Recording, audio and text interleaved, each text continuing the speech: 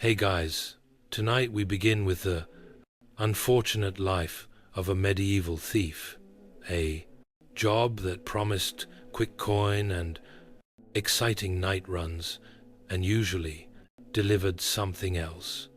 It was dirty, dangerous, and usually over by the time you turned 23, if you were lucky. So, before you get comfortable, take a moment to like the video and subscribe, but only if you genuinely enjoy what I do here.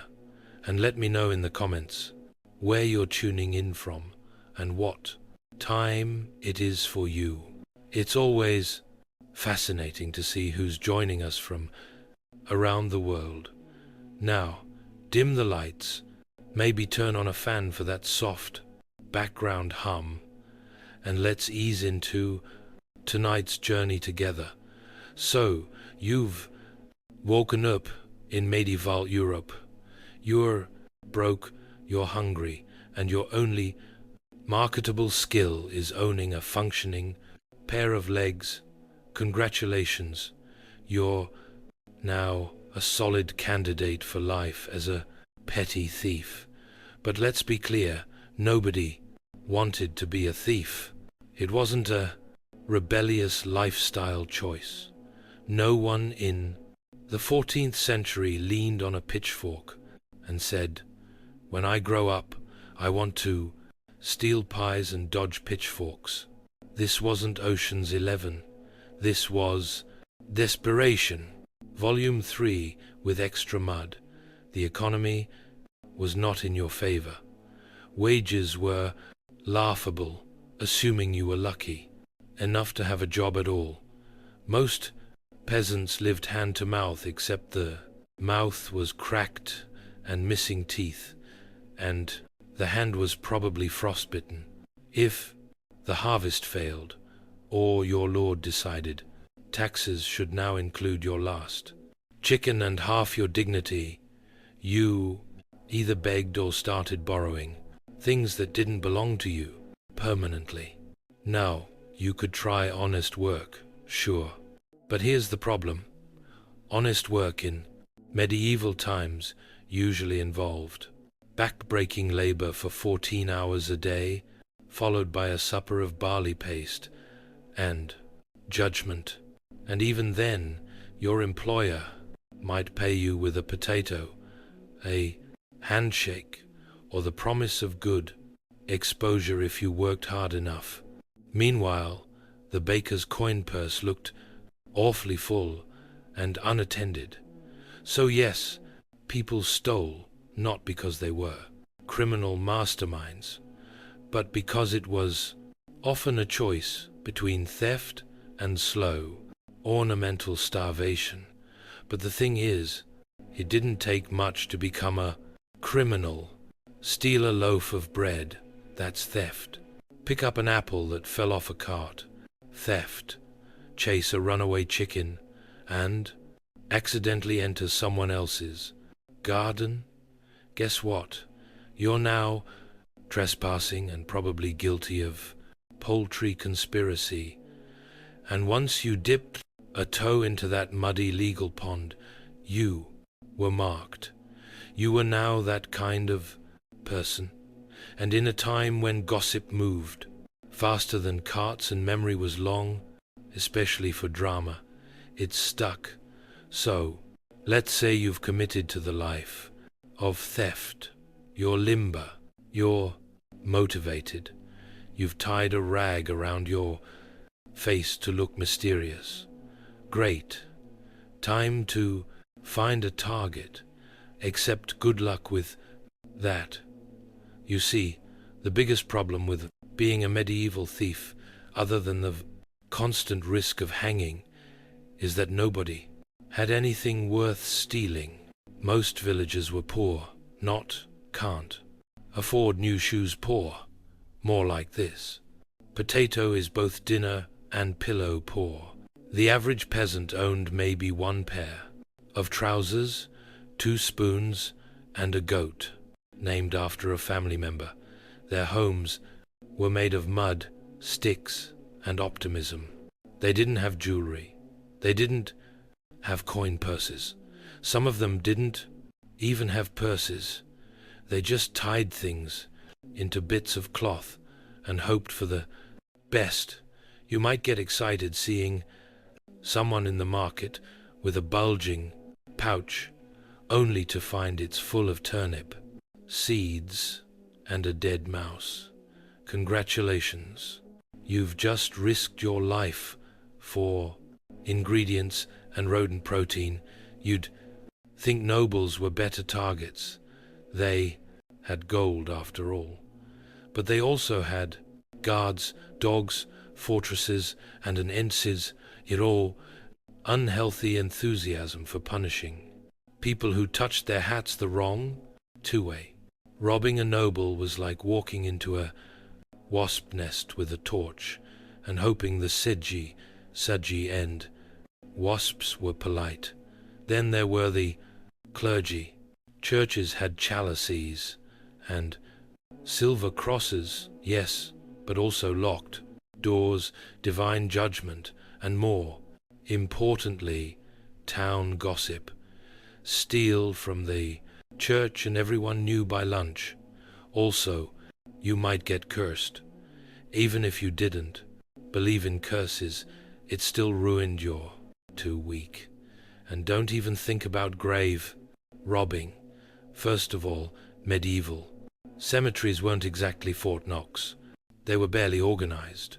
You could spend half the night digging only to find a pile of rocks and a very annoyed mole.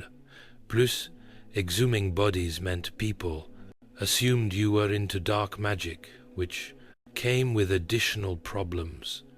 Being a thief in medieval Europe required a certain level of stealth, moving quietly through the shadows, slipping past sleeping guards, vanishing into the mist, like a mysterious, misunderstood anti-hero. That was the dream. The reality, you smelled like a bag of boiled onions left in a goat's sock. Hygiene wasn't exactly a medieval priority. Baths were rare, soap was expensive, and deodorant hadn't been invented yet, unless you counted stuffing your shirt with dried herbs and hoping people mistook you for a mobile salad. And thieves, they weren't exactly living in comfort. Most slept in haystacks, alleys, or under pigs. You absorbed the environment, not in a poetic way, in a your body is now 30% barnyard way. So when you crept up behind someone in the marketplace, they usually heard you coming, not by sound, by scent. You might as well have worn a sign that said, "I have not seen clean water since Lent." Your clothing didn't help. Most thieves wore the same outfit every day because it was the only one they owned. After a few nights of hiding in chimneys or crouching behind fish stalls, that outfit developed a personality, the kind of personality that clears a room. Even worse, your job required physical activity. Running, jumping, crouching, all in heavy woolen clothes that trapped every molecule of body odor like a cursed sponge. You were a walking scent crime. Guards didn't need dogs to track you. They just followed the faint trail of sweat, mold, and bad life choices. Did you hear that? No, but I smelled it. Not exactly the mystique most thieves hoped for. And if you thought you could blend into a crowd to escape, think again. Medieval crowds were full of people who also hadn't bathed. Yes, but you were worse. Somehow you stood out. You were the human equivalent of a warning. It's hard to be invisible when everyone around you is quietly gagging and opening windows. Dogs man's best friend, unless, of course, you were a medieval thief, in which case dogs were traitorous, furry snitches with teeth. Every village, farmstead, and roadside tavern had one. Not the floppy-eared tail-wagging, who's a good boy kind we know today. No, these were wiry, half-feral creatures with scars, names like Chopper or Bitey, and the temper of a drunk, blacksmith with gout. You didn't pet them. You prayed they didn't detect your presence through the fog.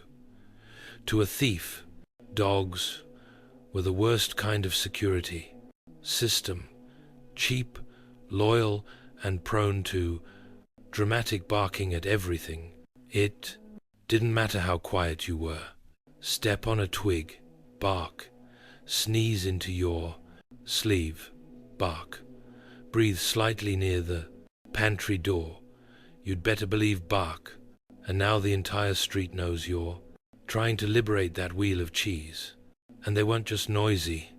They were fast. Dogs could cross muddy courtyards in seconds. Meanwhile, you're slipping on cabbage leaves and tripping over buckets. Suddenly, the quick job turns into a frantic race between your questionable cardio and a set of yellowed fangs. Getting bitten wasn't even the worst part. The real issue, once a dog hated you, and they always did, it never forgot. Medieval dogs had memories like grudge-holding grandparents. You could rob a bakery once in spring and 3 months later that same dog would be waiting for you outside the alehouse, ready for round 2. Even worse, the townspeople loved their dogs more than their relatives. If a guard dog barked at you, people didn't ask questions. Oh, Bitey's barking. Must be a thief. Grab a pitchfork and tell the priest to prep the confession chair. You couldn't bribe them, reason with them, or outrun them forever. They didn't care if you were just trying to swipe a loaf of bread for your starving sibling. As far as they were concerned, you were an all-lock intruder, and your legs were made of chew toys. Here's the ironic thing. Most medieval homes didn't have locks, not because people were trusting, but because locks were expensive, complex, and usually reserved for things like monasteries, city gates, or chests that definitely contained 3 rusty spoons and a saint's toenail. So you might think, perfect, easy pickings for me, the Namble village sneak thief, nutkit, because while locks were rare, traps were not. People couldn't afford keys, so they got creative. And by creative, I mean actively hostile. It began with the door itself. Most weren't doors so much as wooden slabs that creaked like tortured souls and groaned when touched. Try opening one quietly and you trigger an audio alarm louder than a cathedral bell, and that was the easy part. Many villages hung crude bells on strings just inside. A medieval motion detector, if you will. Pull the door. Jingle, jangle, entire household awake. Baby crying, dog barking, someone screaming, get the pitchfork. You've lost the element of surprise and possibly a finger. Then there were the improvised defenses. Some people leaned buckets of water above the door. Others scattered dry twigs across the floor so any sneaky step would crunch like you were stepping on a bowl of angry granola. And in rural areas, traps involved sharp farm tools, low-hanging beams, or in one recorded case, a welcome mat made of hedgehogs.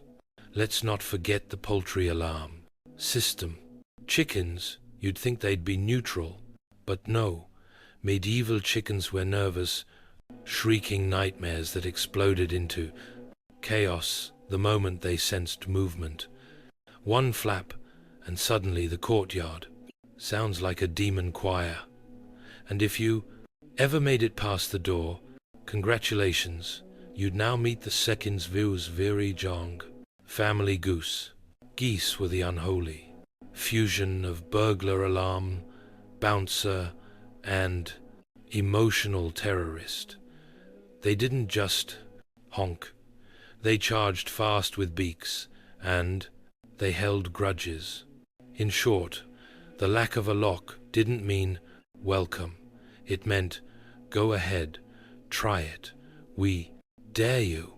Every peasant was a part-time security expert, not because they were paranoid, but because they had stuff worth protecting and no spare spoons.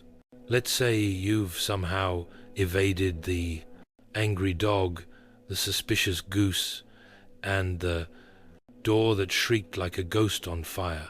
You're inside. Success. Now you just have to sneak past the sleeping family and nab a pouch of coins. Except bad news. Nobody was really asleep in medieval times. People didn't sleep in blissful, silent REM cycles.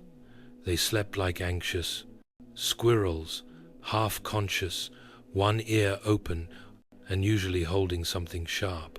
You see, being alive in the Middle Ages was a contact sport. Bandits, plague, taxes, wild bow. It was a daily buffet of potential doom. So when people went to bed, they didn't do it peacefully. They slept in shifts with one eye cracked open and their favorite stabbing implement close at hand. And we're not talking about swords or dramatic daggers. We're talking about fireplace, pokers, pitchforks, ladles that doubled as skull crackers, and the occasional suspiciously sharpened spoon. If it could dent your forehead, it was bedtime. Ready. Even peasants with families didn't trust the darkness. Parents slept with their kids huddled close, not out of love, but because it was easier to defend them all from one centralized pile, like human Tetris, but angry. And don't assume there was a guest room to tiptoe past. Medieval houses were basically one big room. Beds, if you were lucky. Otherwise, straw mats, and a goat that snored. You could barely walk without stepping on someone's cousin or a butter churn. You weren't sneaking, you were dodging obstacles like a medieval ninja warrior. Contestant. Oh, and let's not forget the soundscape. Every house had creaky floors, sputtering firelight, and that one sleeper who definitely talked in their sleep. More than one thief was caught mid-heist when someone suddenly shouted, "You stole my pies," in a dream, and everyone bolted upright. The truth is, no one truly slept deeply in medieval times. They just powered down enough to survive and restart the next miserable day. And if a floorboard creaked at the wrong hour, that wasn't a noise, that was an invitation to attack something. Getting caught as a medieval thief wasn't just a bad day, it was a permanent lifestyle change. And not in the you learned your lesson way, more like they burned a letter into your face, and now even the village goats judge you way. Yes, branding was real, and not the cool kind where you build a personal aesthetic and Instagram following. No, this was actual red-hot iron pressed into your flesh, courtesy of the local constable, with all the bedside manner of a bear trap. Steal once and you'd be marked for life, usually with a T for thief, a V for vagabond, or sometimes just a nice sizzling stripe across your forehead, because creativity was limited, but cruelty was abundant. The point wasn't justice, it was visibility.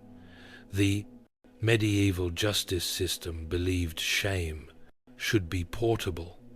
That way, everyone knew what you'd done, even if you weren't currently doing it. Think of it like wearing a name tag that says, "Hi, I steal things," only written in scar, tissue, and judgment. And once you were branded, good luck with everything. Want a job? Nope. Want a room at the inn? Absolutely not. Want to buy a carrot? Without the vendor nervously checking their inventory? Think again. Even worse, the branding process wasn't always done by professionals. Sometimes it was the local blacksmith after a few ales. Sometimes it was a priest who swore he read about it in a book once. The results varied. Sometimes it looked like a letter. Sometimes it looked like your face had lost a wrestling match with a fireplace. And heaven help you if you got caught a second time, because now they had to get creative. Branding in new places, chopping fingers, shaving half your head, which by the way was apparently the medieval equivalent of a social media takedown. In theory, medieval justice had a system. In practice, that system often looked like 20 angry villagers, one slippery accusation, and a hayfork with opinions. Welcome to trial by mob, the go-to legal process for thieves who were caught red-handed, red-faced, or just unlucky enough to look suspicious near someone else's pie.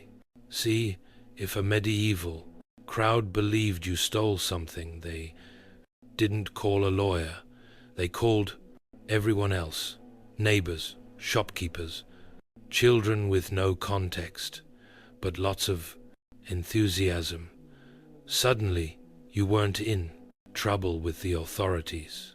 You were in trouble with Marjorie, who remembers when you looked funny at her geese 2 months ago. And once the mob had gathered, forget innocent until proven guilty. That idea was about 500 years and one enlightenment away. You were guilty the moment someone shouted, "That's him." Bonus guilt if your clothes were torn, your hair was wild, or you didn't live within shouting distance. Your trial usually began with yelling, escalated to grabbing, and ended with something being thrown at your head, possibly a shoe, possibly a turnip, possibly a goat. Medieval mobs were unpredictable, but deeply committed. If you were lucky, someone with an official title showed up, a constable, maybe a monk, if you were really blessed. But often you were at the mercy of local justice, which meant you'd be tied to a post in the square, while everyone took turns describing how their day had been ruined, specifically because of you. The evidence circumstantial, the verdict decided by volume, the sentence creative. Sometimes it was public shaming, stocks, pillories, or being forced to wear a sign that said something like, "I steal eggs and lie to my aunt." Sometimes it was a beating, Sometimes it was being dunked in the river while people yelled things like, "Confess," and "I told you." He looked like a sock thief. Appeals? None. Defense? You could try shouting, "It wasn't me," but that mostly made people throw harder. Mob justice didn't aim for truth. It aimed for closure. Fast, loud, cathartic closure. You've been caught. The mobs had their fun. Maybe they didn't kill you. Congratulations. You've been deemed worthy of public humiliation instead. Enter the stocks. Now, if you're imagining a quiet time out to reflect on your choices, no, stocks weren't punishment light. They were medieval entertainment. You were the show and not a good one, more like a local improv group made entirely of humiliation and leg cramps. First, let's define them. Stocks were large wooden frames that locked your ankles and sometimes your wrists into place. You sat awkwardly in a public square, hunched like a badly folded deck chair, with your limbs stretched out and your dignity leaking from every pore. And you stayed there for hours, sometimes days. Rain, tough. Snow, too bad. Pigeons landing on your head. Welcome to your new normal. But the weather wasn't the worst part. The people were. Passers-by were. Encouraged to mock you loudly, creatively.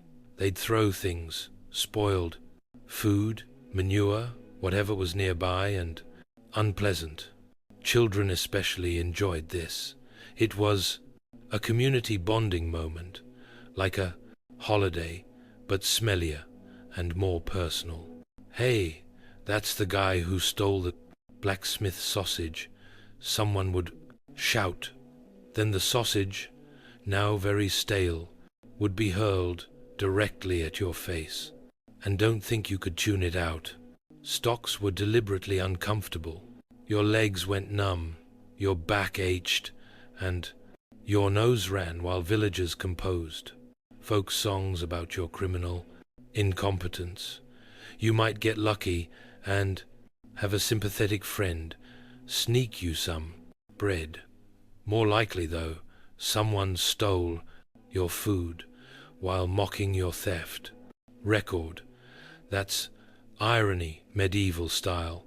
And let's not forget the long-term effects. After a public stock session, you were marked, not physically but socially. People remembered you were now that guy from the stocks. It stuck longer than the cabbage in your hair. Also, if you thought this was the lowest tier of punishment, think again. The stocks were practically a spa day compared to what came next. Branding, mutilation, or a one-way ticket to the gallows, courtesy of your local execution enthusiast. By medieval standards, a flogging was considered merciful, not because it was painless, far from it, but because it meant you still had your limbs, your life, and a chance to limp home afterward. In a world where punishment often included branding, dismemberment, or the kind of community engagement that ended with a funeral, a good, old-fashioned flogging was almost polite. Let's set the scene. You've been caught stealing, perhaps a loaf of bread or someone's spare boots. You're hauled into the town square, surrounded by people who definitely don't have anything better to do, and the local authority gives the nod. Out comes the whip, not the movie-style leather one. This is more of a rough rope or a strip of knotted hide, wielded by someone who's either very enthusiastic or just having a bad day. You're tied to a post, always, a public spot, so the town gets a free show. You might be shirtless, but only because torn clothes aren't great protection. There's no dramatic music, just the sound of rope hitting skin and someone in the crowd saying something, like, serves him right. I always suspected he looked like a bread thief. The goal wasn't just pain, it was deterrence. You weren't just being punished, you were being used as a living lesson. Steel, and this could be you, the lash, said over and over again, like a very violent motivational speaker. The lash count varied, 5, 10, 20 depending on the crime, the mood of the judge, or whether the person administering it had a sore shoulder that day. And if you passed out mid-punishment, that was fine. They'd just pause, splash water on your face, and continue. Hydration was important after all, but here's the thing. If you were flogged, it meant someone had decided not to go further. You weren't locked away forever. You weren't branded or worse. You were punished. Yes, but then you were released. Bruised, embarrassed, but alive. So, you've just swiped a purse, maybe nabbed a wedge of cheese. Excellent. You're on the run. Now what? Well, unless you had a flawlessly timed horse waiting behind the tannery, and let's be honest, you didn't. Your getaway looked a lot more like awkward power walking through mud, while villagers shouted, "Stop, thief!" and someone's grandmother tried to trip you with a broom. Medieval towns weren't exactly built for clean escapes. Streets were narrow, twisted, and usually clogged with carts, pigs, or someone arguing loudly with a monk. Cobblestones were uneven, and if it had rained recently, and it always had, you were ankle-deep in a mystery, stew of mud, straw, and regret, and footwear. Don't get your hopes up. You were probably wearing worn-out leather, shoes tied together with string, or worse, you were barefoot, running away from an angry butcher while your feet are actively bleeding is a deeply humbling experience. You might think, I'll duck into an alley. Great. Except most alleys weren't alleys. They were dead ends or worse, communal latrines. Many a daring escape was cut, tragically short, by an unexpected wall or a waist-high pile of something best, left unnamed. Even if you made it out of the village, the countryside wasn't your friend either. Open fields left you exposed, and forests were full of people exactly like you, who would absolutely rob you the moment you stumbled in with a stolen pie and a limp. It's hard to enjoy the fruits of crime when another criminal is eyeing your fruit. And let's not forget the locals. They didn't sit back and say, "Oh, we'll let the guards handle it." Chasing thieves was a team sport. Farmers, merchants, children, that one guy who just really liked shouting, all of them would join the pursuit. And they weren't chasing you out of civic duty. They just wanted to be part of something. So, you've made it through the mud, dodged the gate pitchforks, and maybe even kept the Stohlensaussage. Time to lie low and regroup. But here's the twist. Medieval criminals weren't a merry band of lovable rogues. They were a grim collection of opportunists, outcasts, and people who would absolutely steal your socks while helping you hide. See, the term organized crime was a little optimistic in medieval Europe. Thieves didn't form elegant guilds or meet in candle-lit taverns to discuss codes of honor. They squatted in ruined buildings, fought over crumbs, and turned each other in for half a crust of bread and a pat on the head from the local sheriff. These were not your allies. They were your competition. The more desperate the times, the more dangerous the thieves. You weren't rubbing elbows with Robin Hood. You were huddled next to someone named Rancid Thomas, who once bit a guy over a turnip. And Thomas, he'd sell you out in a heartbeat, and then sell your shoes a minute later. Trust was a luxury, and loyalty came second to self-preservation. If you had a safe hideout, someone would find it and borrow everything. If you had food, you were suddenly everyone's best friend until you fell asleep. Even worse, these people drew attention, the kind you didn't want.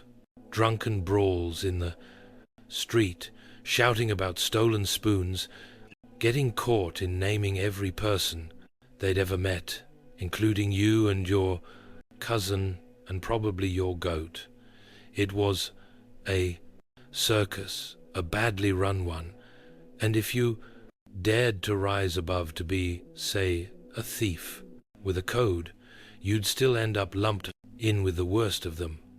To the towns, to folk, a thief was a thief. It didn't matter if you only stole to survive, while others robbed churches and insulted chickens. In the public eye, you were all part of the same smelly, morally bankrupt pie.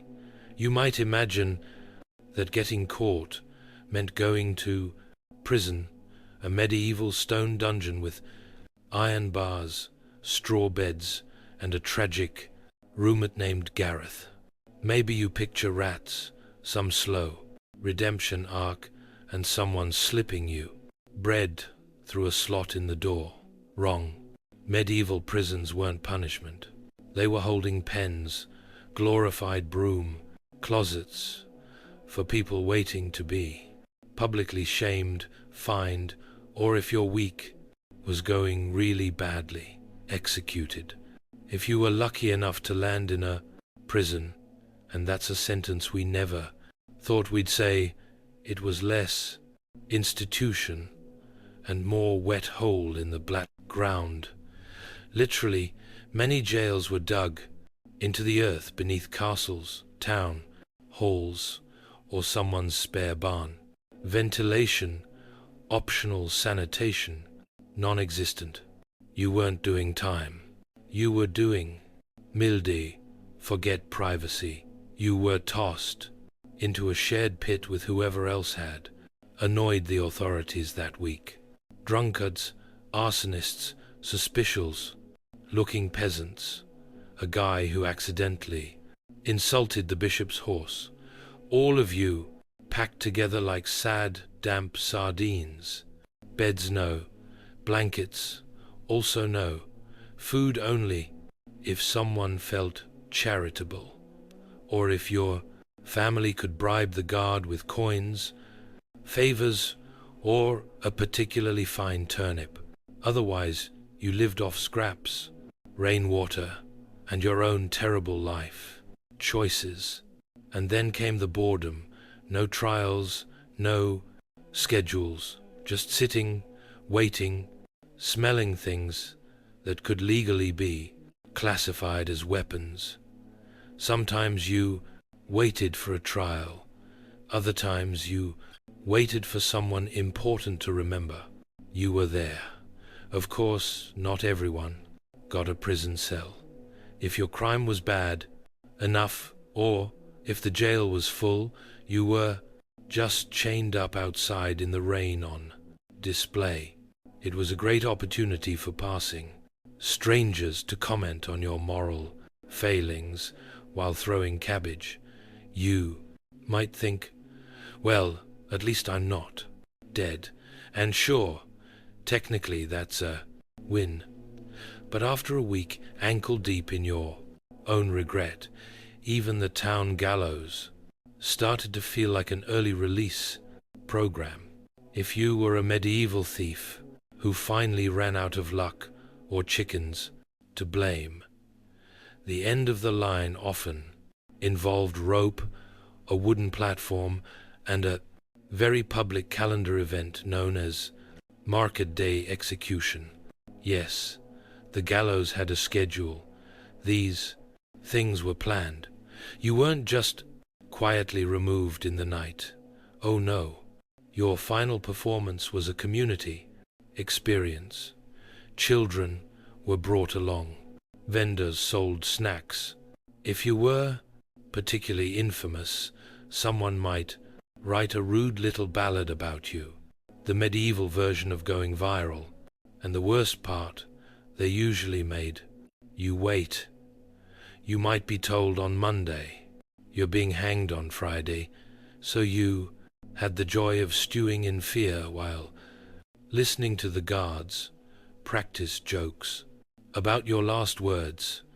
By the time Friday rolled around, the whole town had gathered, not because they hated you personally, though some definitely did, but because executions were a thing. Public punishment was the medieval version of reality television.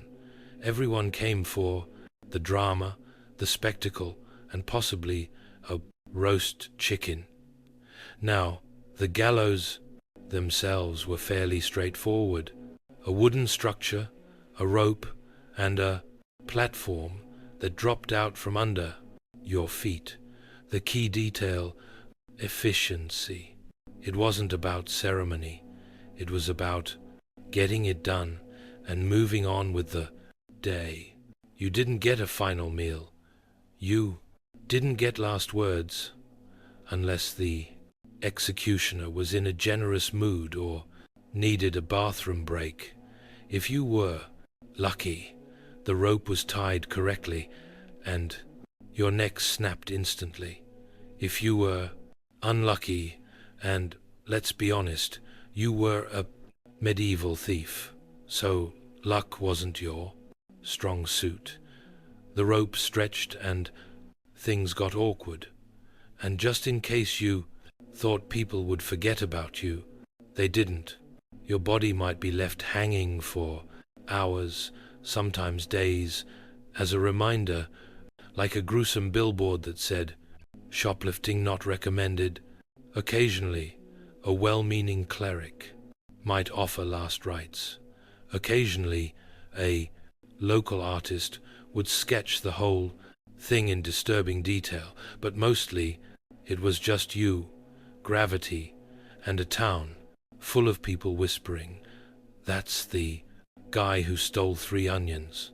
So, let's say somehow you managed to avoid the dogs, the stocks, the branding iron, the gallows, and every angry goose between here and the city gates.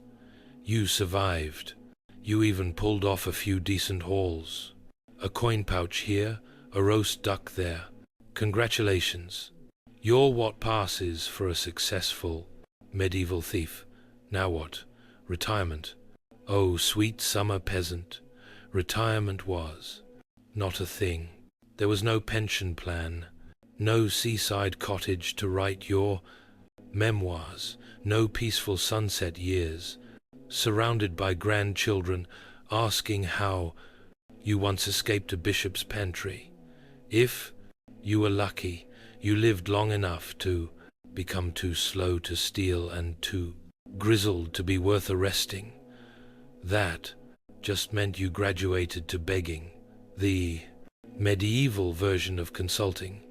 And even that wasn't easy. Cities had official beggar permits. No, really.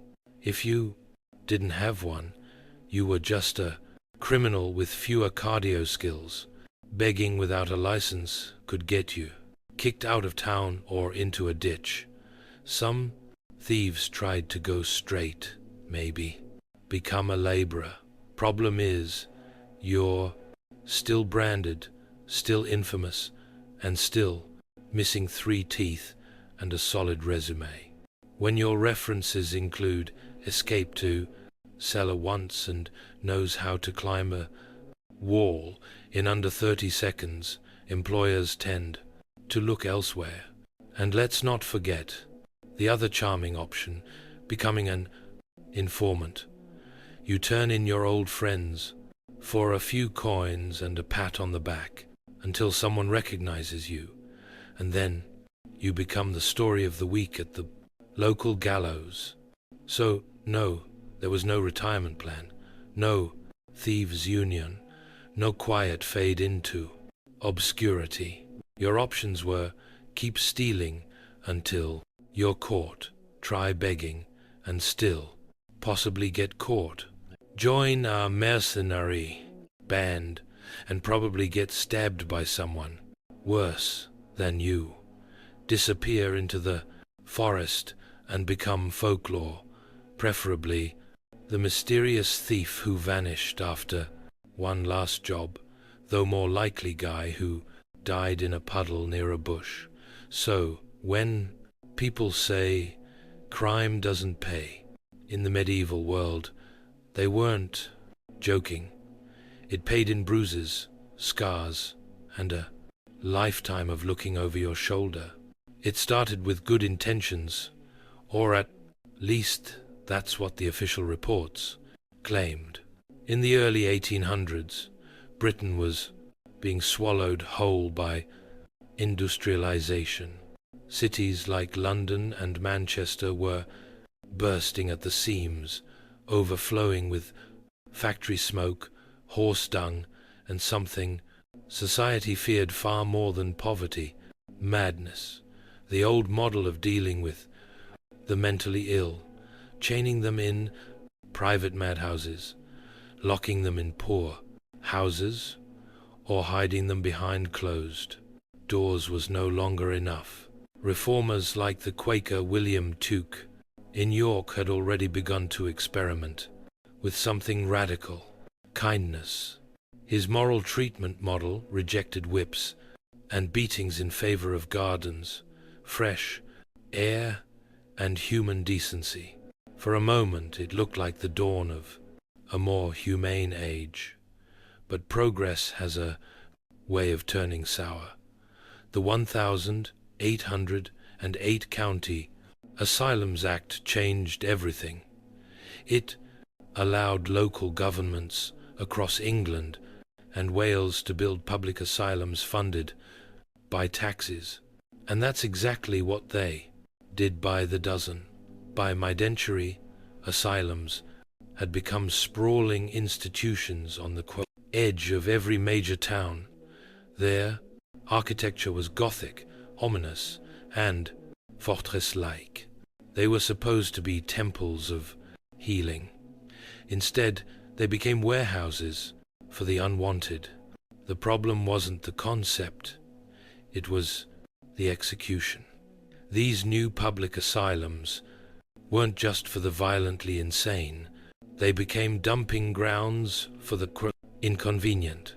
Unmarried mothers, alcoholics, epileptics, paupers, menopausal women, anyone who caused a scene or failed to follow Victorian norms could end up inside. Diagnoses were vague, often sexist, and deeply moralistic. If you were a woman with opinions, you might be labeled hysterical. If you were a man who didn't work hard enough, you might be accused of melancholia or moral insanity. And once you were inside, it was hard to get out. Asylums ballooned in size. What began as institutions for 50 or 60 patients swelled to house thousands. Overcrowding exploded. Funding couldn't keep up. The staff-to-patient ratio collapsed. Moral treatment gave way to containment. Straitjackets replaced gardens. Cold baths replaced conversation. In theory, Victorian asylums were a beacon of scientific progress. In practice, they became the padded cells where progress was left to rot. And this was only the beginning. So, what made someone mad in the Victorian era that depended less on science and more on your social status, gender, and whether your neighbors, I thought you were a bit odd. Diagnosis in the 19th century were a cocktail of superstition, pseudoscience, and moral judgment. Shaken, not stirred. Medical professionals, known as alienists, had enormous power and shockingly little evidence. They worked from thick manuals listing supposed causes of insanity that included everything from overwork and religious fervor to masturbation and reading novels. Yes, reading novels, especially if you were a woman. Victorian doctors were obsessed with female hysteria, a condition so poorly defined it became a catch-all diagnosis for anything deemed emotionally inconvenient. Mood swings, sexual desire, defiance, grief, a widow who cried too long, hysterical, a woman who resisted her husband's advances, hysterical, an unmarried woman past 30, definitely hysterical. Men too weren't safe from moral judgment disguised as medicine. Alcoholism, idleness, self-abuse, or simply being melancholic could all earn a one-way ticket to the asylum. The diagnosis of moral insanity became especially popular. It described those who behaved badly without appearing outwardly delusional. In other words, the Victorian way of saying, "We don't like this guy." Once committed, often by a family member or a local magistrate, the patient was trapped in a system that offered few checks and balances. The legal requirement for commitment, 2 medical certificates. That's it. No court trial, no patient consent, nor appeal. There were even cases of women committed by husbands for questioning their authority or disturbingly to get rid of them entirely. Divorce was scandalous and expensive. The asylum was cheaper. Inside, the patient's diagnosis dictated everything. Their meals, their cell or room, if they were lucky, and even whether they could speak or be spoken to. Those labeled excitable might be kept in silence. The violent were confined to locked rooms. If you were rich or well-coned, you might get a private cell with a window. If not, you shared your cell with dozens and rats. To the Victorian medical mind, insanity was often rooted in weakness, moral, spiritual, or sexual. Cures were unlikely. Control was the goal, and so the line between madness and inconvenience blurred. Diagnosis became a tool of social discipline, more about conformity than care. And as we'll soon see, the treatment was often worse than the disease. Once you were labeled insane and locked away, the next step was treatment. But in Victorian mental asylums, that word didn't mean what you think it means. Forget therapy sessions or medication. Treatment was often just a sanitized term for discipline or punishment disguised as medicine. Early on, some asylums clung to the ideal of moral therapy, which emphasized calm environments, routine, fresh air, and kindness. But as patient numbers exploded and funding shrank, doctors turned to faster, more forceful methods. Cold water immersion was a favorite. Patients were plunged into ice baths, not to refresh them but to shock their nervous system into submission. Some were kept in tubs for hours, strapped down, trembling and silent. The theory that madness could be cooled off, the reality, hypothermia, trauma, and despair.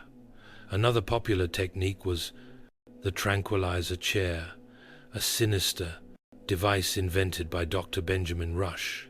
Patients were strapped in, often blindfolded, with their limbs restrained, and sometimes a box placed over their heads to block out sound.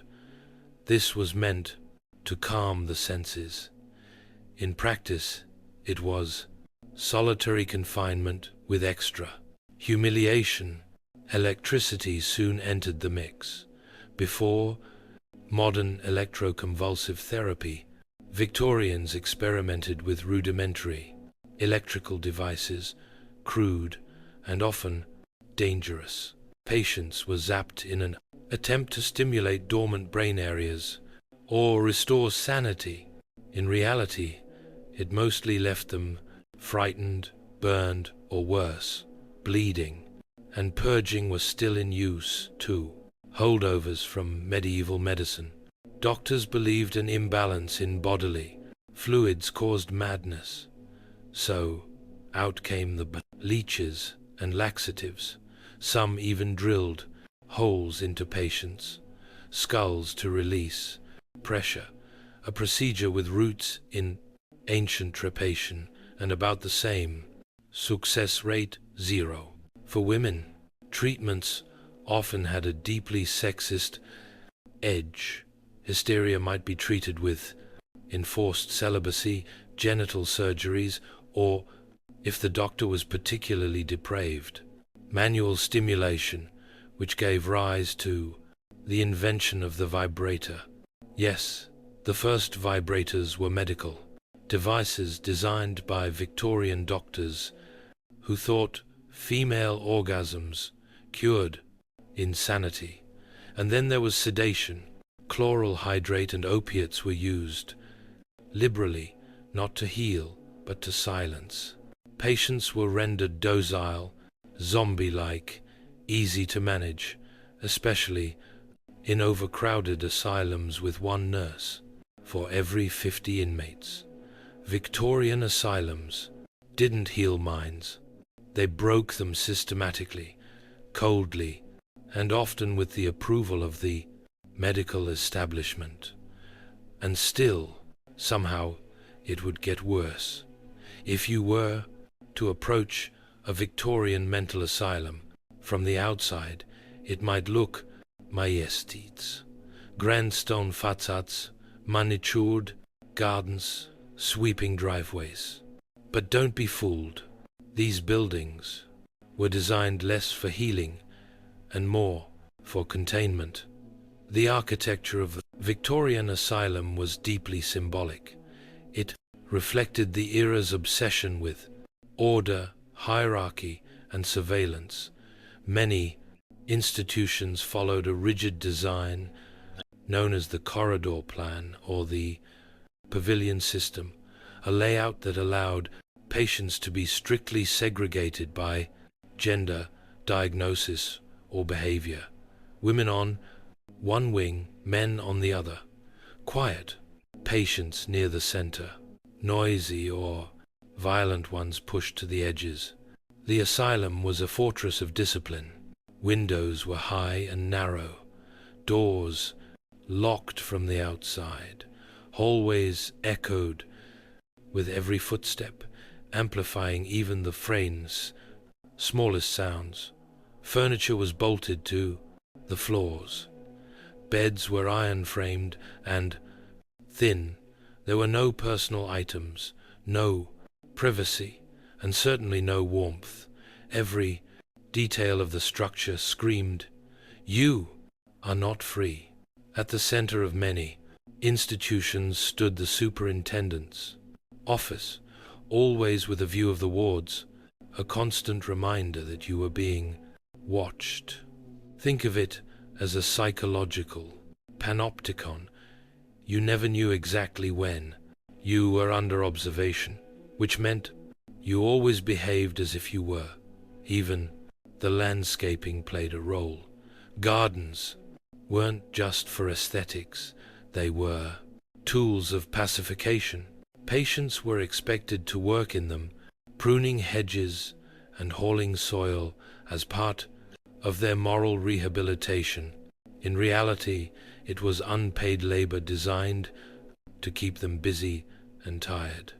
Then came the airing courts, walled outdoor enclosures where patients were marched for fresh air.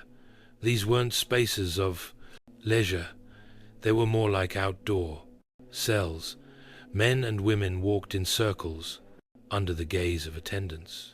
Talking was discouraged, laughter was suspicious. Inside the asylum, the rules were suffocating. You needed permission to speak, to sit, to stand, even to use the toilet. Infractions were met with punishment, isolation, restraints, or worse. Even hope became dangerous. Grandiose delusions could include thinking you'd ever leave. The Victorian asylum was a machine, a cold, efficient mechanism designed to categorize, restrain, and forget those deemed unfit for the world outside. And once the door closed behind you, it often stayed that way for life. If you were a woman in Victorian Britain, the asylum loomed like a silent threat behind every social misstep. The 19th century was a golden age for patriarchy. Women were expected to be docile, obedient, and quietly miserable. Anything outside that narrow ideal, too loud, too sexual, too sad, too clever, could be interpreted as madness, and the digious asylum was always hiring. Husbands to commit their wives with frightening ease. All it took were 2 medical signatures. No trial, no defense, no requirement for evidence. In one infamous case, a woman was institutionalized for having religious excitement after attending too many church services. In another, a wife was locked up for arguing about money. But not all cases were so benignly absurd. Some were horrifying. Women who had experienced trauma, sexual abuse, postpartum depression, or miscarriages were often accused of hysteria. Rather than being given support, they were locked away, subjected to invasive cures, and left to rot in understaffed wards. Victorian medicine didn't treat their pain, it pathized it. Even menopause was suspect. Doctors labeled it a dangerous time for female mental instability. Mood swings, hot flashes, and irritability were treated not as natural processes, but as signs of climactic insanity. Translation: middle-aged women had lost their minds and must be restrained. Teenage girls didn't fare better. Rebellious daughter, too flirtatious or too bookish, might be sent to an asylum for her own good. Once inside, her youth and vulnerability made her especially susceptible to abuse from both staff and other patients, and she might never leave. Sexuality was perhaps the most common justification for locking women away. The Victorian era was obsessed with female chastity, and any deviation from this ideal, real or imagined, was grounds for medicalized confinement, masturbation, infidelity, even excessive romantic imagination were treated as symptoms of madness.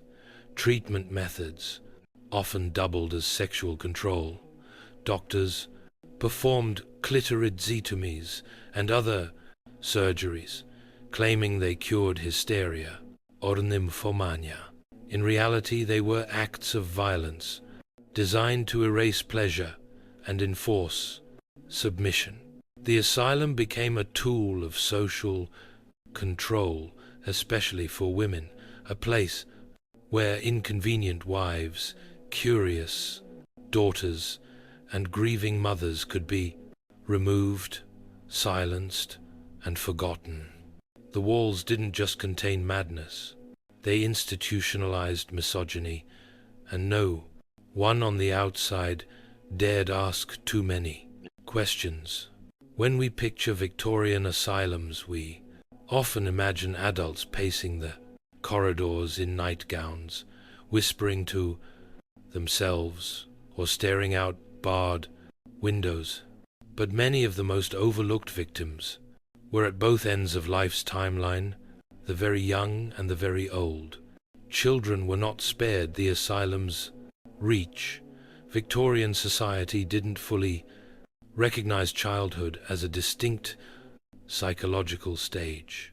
A child who was too unruly, slow to learn, or showed signs of neurological disorders like epilepsy or autism was often labeled idiotic or feeble-minded. There was little understanding and even less compassion. Entire wings of asylums, and later separate institutions called idiot asylums, were built to house these children. Their treatments were basic at best, abusive at worst. Many were left to rot in corners or restrained for hours.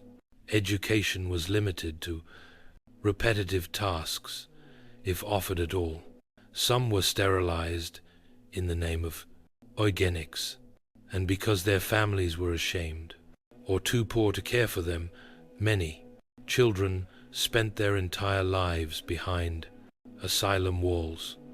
Then there were the elderly, especially those suffering from what we now recognize as dementia, Parkinson's, or age-related psychosis. Back then, these conditions were lumped together under terms like senile insanity. The elderly poor, in particular, had few options. If they were alone, confused, or simply couldn't manage their lives, the asylum beckoned. Victorian workhouses were often the grind's first stop, brutal institution designed to punish poverty. But when an older person began to show signs of mental deterioration, the workhouse would pass to them along to the asylum system. There they were locked away with little hope of release or specialized care. Inmates too young to understand or too old to resist shared overcrowded dormitories, endured the same regimens, and were often forgotten entirely. Lacking advocates, these groups suffered in silence. No letters, no visitors, no voice. And because they weren't violent or disruptive, they were often ignored by the staff. Just another warm body to sedate, bathe, and feed. These patients weren't treated as individuals. They were considered burdens, mouths to feed, in a system already stretched to its breaking point. In many asylums, children died of neglect, elderly patients died of exposure, and no one kept proper records. In a world obsessed with order and morality, youth and age were just two more ways to fall short, and two more reasons to be locked away. Not everyone turned a blind eye to the blind eye. Horrors inside the asylum walls. By the mid to late 19th century, cracks had begun to show in the public image of mental institutions. Scandals leaked out. Patients were found dead under suspicious circumstances. Whistleblowers began to speak up, and reformers seized the moment. One of the earliest and most vocal advocates for change was Dorothy Dix, an American activist who toured British institutions and was appalled by what she saw. She wasn't alone. In England, figures like Louisa Lowe and John Pearl, the son of a British Prime Minister who had himself been institutionalized, began publishing pamphlets and testimonies that exposed abuse, false imprisonments, and unspeakable living conditions. These accounts were damning. Patients chained for weeks, women sedated to silence their cries of protest, sanitary conditions that rivaled those of prisons or worse. Some institutions like Hanwell or Colony Hatch became infamous for their sheer scale and brutality. In 1859, Parliament passed the Lunacy Act, which attempted to standardize asylum regulations. A board of commissioners in lunacy was formed to inspect institutions and protect patient rights. But in practice, inspections were sporadic and superficial. Superintendent had time to tidy things up before visits, and abuse continued in quieter corners. Meanwhile, journalists began sniffing around. Undercover investigations revealed that many patients weren't mad at all. They were poor, difficult, inconvenient, or victims of family betrayals. The newspapers ate it up. Public outrage simmered. Reform-minded doctors, too, began to question the system. Some experimented with occupational therapy, music, and recreation. They called for better training for attendance and higher standards of care. A few institutions even introduced open wards where patients were not locked inside and could roam the grounds, a revolutionary idea at the time. But these improvements were only una pist. For every progressive asylum, there were 10 where nothing changed. Why? Because the system was profitable. Families could pay to have a relative quietly removed. Local governments saved face by hiding the visibly unwell, and the public preferred the illusion of care to the discomfort of reality. The reformers made noise, yes, but the machine kept humming, and while some patients found their voices and champions, most remained locked away, quiet, forgotten, and increasingly hopeless. The age of reform had begun, but it was far from finished. In Victorian society, madness wasn't just feared, it was watched. Asylums, ironically, were not always hidden from public view. In fact, they often became local attractions.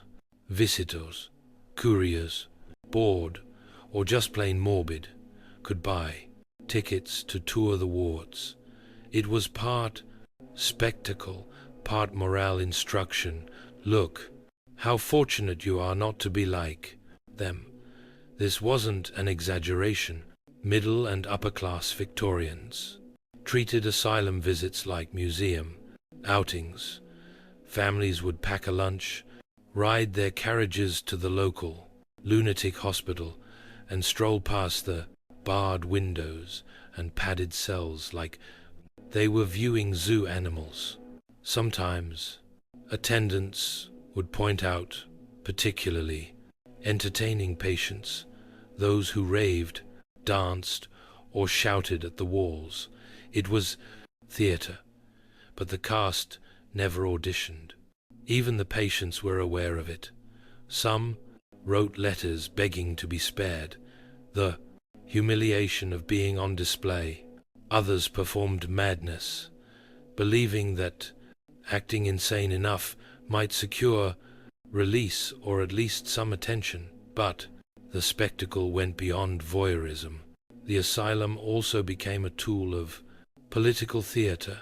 Doctors gave public lectures inside their institutions, showcasing their success stories and two methods. Patients were trotted out like trophies, often still suffering, but coached to say they were improving. These exhibitions reassured donors and officials that their money wasn't being wasted. Photography played its part, too. The Victorian era saw the birth of psychiatric portraiture, solemn, eerie images of patients posed stiffly, sometimes with signs listing their diagnosis. These weren't for family albums. They were for medical journals and public display, reinforcing the idea that insanity had a look, a type. These faces became the propaganda of control, and of course, literature and theatre loved the asylum trope. Gothic novels like Janir and The Woman in White used the mad woman in the attic as both villain and victim, always isolated, often imprisoned, rarely understood. These stories mirrored society's real anxieties about women, class, power, and the thin line between sanity and rebellion. In truth, Victorian asylums didn't just house the mad. They helped define what madness meant. They were social mirrors, reflecting everything the era feared: disorder, deviance, sexuality, and loss of control. And for many, being labeled insane was not the end of a journey. It was a lifelong sentence, written in whispers and watched through iron bars. By the end of the Victorian era, the asylum system had become a paradox, born from reform, fed by fear, and sustained by silence. Institutions meant to offer sanctuary had become places of permanent exile. The 20th century would eventually bring changes, some overdue, some still flawed. But the shadows cast by Victorian mental Asylums linger eben now. Many of the beliefs that shaped those institutions didn't vanish overnight. Ideas about undesirable behavior, gender roles, and moral madness slowly bled into modern psychiatry, into criminal justice, even into how families handled illness behind closed doors. Many Victorian-era asylums stood for decades beyond their prime.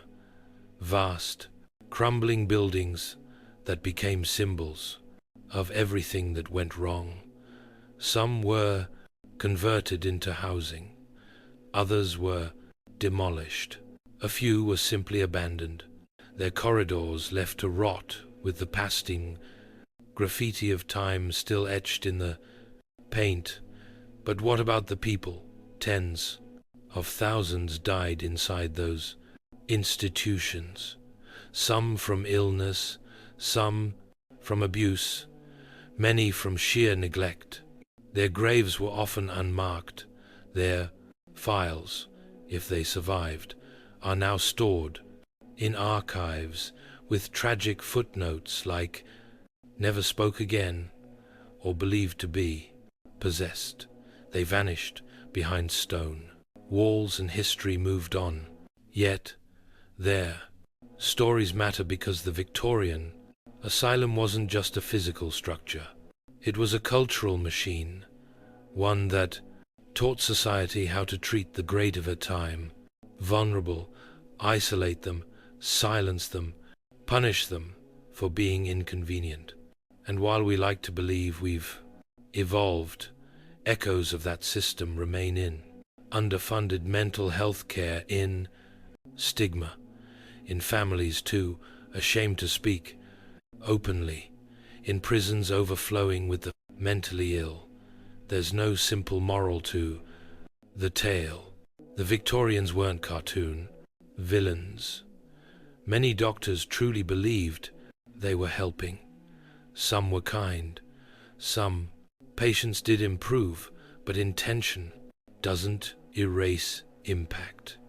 And what started as an attempt at compassion became a machinery of confinement, brutal, sprawling, and deeply human in its failures. Today we walk past the ruins of those asylums and barely glance at the plaques. But if you stop, you might feel it, that strange, heavy stillness, the residue of stories untold, lives forgotten, voices that were never heard. And maybe that's the legacy worth remembering. Not just the institutions, but the people inside them. Because, in the end, what we choose to forget says just as much as what we remember. Khutulun was not your average royal. From the moment of her birth around the year 1260, she was destined to defy expectations, not just as a woman, but as a warrior. She was born into the heart of the Mongol world, a nomadic empire that had conquered much of Eurasia in a single century. Her father, Kaidu Khan, was no minor chieftain. He was a formidable leader in his own right, a direct descendant of Ugay Khan, Genghis Khan's third son. Kaidu ruled over the Chagatai Khanate in Central Asia and was a fierce rival of his cousin Kublai Khan, who ruled the wealthier eastern domains from China. The Mongol world was vast but divided, and Kaidu was determined to preserve the traditional ways of the steppe, rugged, mobile, and rooted in martial prowess. From a young age, Khutulun was raised not as a sheltered princess, but as a warrior. In Mongol culture, girls were taught to ride almost as soon as they could walk. Archery, horseback hunting, and battlefield tactics were not exclusive to boys. But Khutulun took things further. She didn't just learn to fight, she excelled at it. By her teenage years, she was riding beside her father on military campaigns, commanding troops and earning a reputation not just as a noble woman, but as a devastating force of nature, according to chroniclers like Marco Polo and Rashid. Alan Khutulun stood out even among the hardened warriors of her time. Her physical strength was legendary. She could pin grown men to the ground in wrestling matches. She could gallop into battle wielding a bow or spear with deadly precision. And she wasn't just a sideshow. She was a commander feared by her enemies and respected by her allies. Her upbringing was unique in the Mongol world, but not entirely unprecedented. Mongol women had always enjoyed more freedom than their counterparts in Europe or the Islamic world. Still, Khutulun shattered even those boundaries. She wasn't content to remain in the background, managing domestic affairs. She wanted to fight, lead, and challenge the very idea of what a royal woman could be. She was the daughter of a Khan, but she was also her own kind of conqueror, and soon the entire steppe would know her name. Of all the stories surrounding Khutulun, one tale echoes louder than the rest, a tale that turned her from warrior to legend. By the time she reached marriageable age, Khutulun had already proven herself in battle, outmaneuvered rival commanders, and solidified her place beside her father as a trusted military advisor. Yet, one question lingered in the minds of every neighboring ruler and royal court who would marry her. Khutulun had an answer. She would only marry a man who could defeat her in wrestling, not archery, not swordplay. Wrestling, this wasn't just a game. Mongol wrestling, or Burke, was an elite sport, one of the three manly skills alongside archery and horsemanship. It required strength, balance, endurance, and ferocious will. Matches could last for hours, and Khutulun didn't just participate, she dominated. She made her challenge public. Any man who wished to marry her must first best her on the wrestling field. If they lost, they had to forfeit a large number of horses, usually 100, but some legends say even more, and lose they did, one after another. Strong men, warriors, nobles, each came with confidence and left with bruises and broken pride. Some accounts, particularly the dramatized ones by foreign travelers like Marco Polo, claim that Khutulun amassed a herd of 10,000 horses from these failed suitors. Whether literal or symbolic, the message was clear. She had turned traditional courtship into a trial of strength, and no man measured up. To her people, this wasn't scandalous. It was all-inspiring. Khutulun became the embodiment of the steppes ideals, fierce, free, and unconquered. Her defiance of convention didn't diminish her femininity. It redefined it. She didn't reject marriage outright, but she refused to surrender to weakness, status, or political convenience. Of course, her parents, especially her mother, were less enthused. Kaidu may have admired his daughter's prowess, but he also had dynastic ambitions. A strategic marriage could have secured alliances, but Khutulun held firm. She would not be bartered or bound, not unless her chosen match could take her down with his own strength. None ever did. This vow wasn't just about love. It was a statement, a living declaration that no man, no matter how rich or royal, could own her unless he earned it through force and respect. And in that ring, Khutulun remained undefeated. Khutulun wasn't just a champion in the Blaze wrestling ring. She was a terror on the Blaze battlefield. From her teenage years onward, she rode alongside her father, Kaidu Khan, as he led campaigns across Central Asia in his long-standing war against Kublai Khan and the Yuan dynasty. These were no ceremonial rides. Khutulun fought in full armor, commanded troops, and made tactical decisions that earned her the fear and respect of seasoned generals. The Mongol way of war was brutal, fast, and highly coordinated. Cavalry, maneuvers, feigned retreats, and ambushes were all part of the game, and Khutulun mastered it. One account, likely exaggerated, but rooted in truth, claims she would ride into enemy lines and snatch up a prisoner as easily as a hawk plucks a chicken. This wasn't poetry. It was how Mongols assessed greatness, through action. Her battlefield prowess was so formidable that her father reportedly considered naming her as his heir, not just to his household or his horses, but to the placed leadership of the entire Chagatai Kate.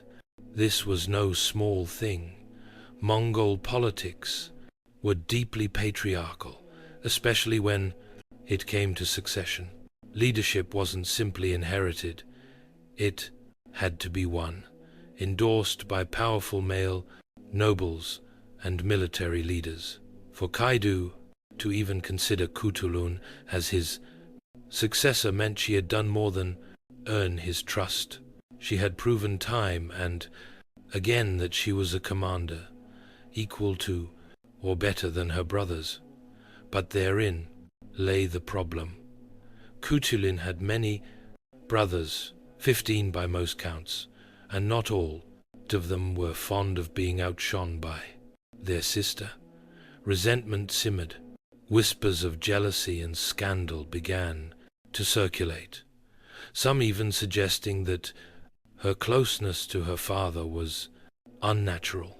Others accused her of seeking too much power for a woman. Yet Kaidu stood by her during his many campaigns against the Yuan dynasty and their allies. Khutulun remained one of his most reliable commanders. She led her own units, charged into battle, and brought home victories. Soldiers followed her not because of her name, but because of her record. She wasn't a token warrior. She was the real thing. And with every campaign, her legend grew, not just as a woman among men, but as a warrior among warriors.